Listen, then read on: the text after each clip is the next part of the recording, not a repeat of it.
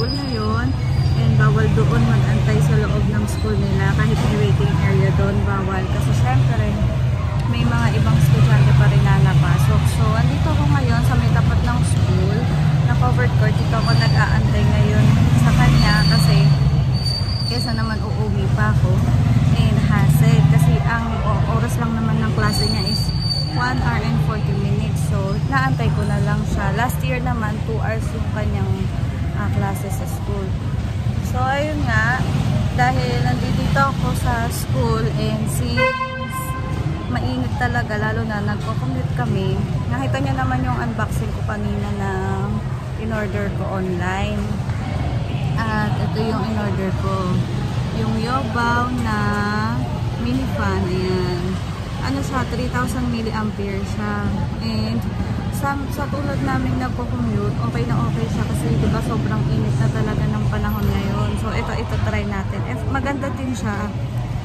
Gustong-gusto din ni Lance kasi diba syempre si Lance ay visually impaired and ano siya possible for autism siya. So kadalasan meron silang mga tunog na ayaw nila. So ito binili ko to online and so far nagustuhan niya and gustong-gusto niya tong ginagamit kasi bukod sa na-refresh na siya, gusto niya yung parang hindi siya takot doon sa tunog ng electric fan. Kasi meron kami before na mini fan na talagang nakakatakot yung tunog. So, ito na siya guys. Yan. Nabili ko to worth 350 pesos noong September 9, noong 9/9 sale. So, ito yung number 1 siya. Yan. Number 1 pa lang, di ba malakas na? Pwede na siya. Tsaka talagang sobrang init talaga lalo na pag nandito sa labas. Kaya talagang kailangan na meron kang ganito at buti nakapagawa sila ng ganito, diba? So, ito yung number 2 guys. Yan. O, diba? Ang refreshing niya. And may kasama siyang ganito, yung tali siya. Yung parang pinakahabang support sa fan kapag hawak mo siya. And ito yung number 3.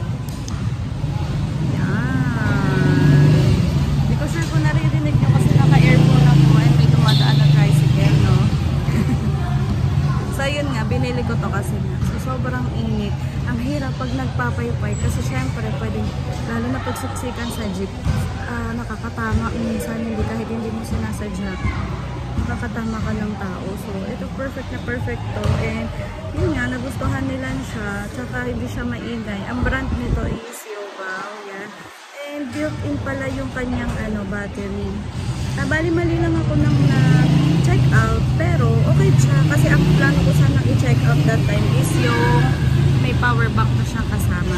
May nabili kasi kami before, ayoko na lang sabihin yung brand, pero magandang brand sana siya. Kaso, nung dumating sa akin, parang nasira yung sa battery niya. So, parang tawag ito, parang nag-watery yung sa may part ng battery niya, then nadamay yung port ng battery, port ng fan.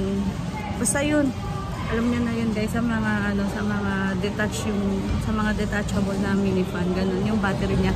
Kaya binalik namin.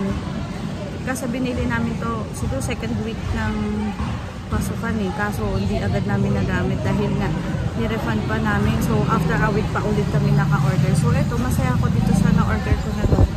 And, ayun nga, kasi kailangan na to ngayon. Lalo na talagang sobrang init at nakakapagod magpaypay din talaga. Yan.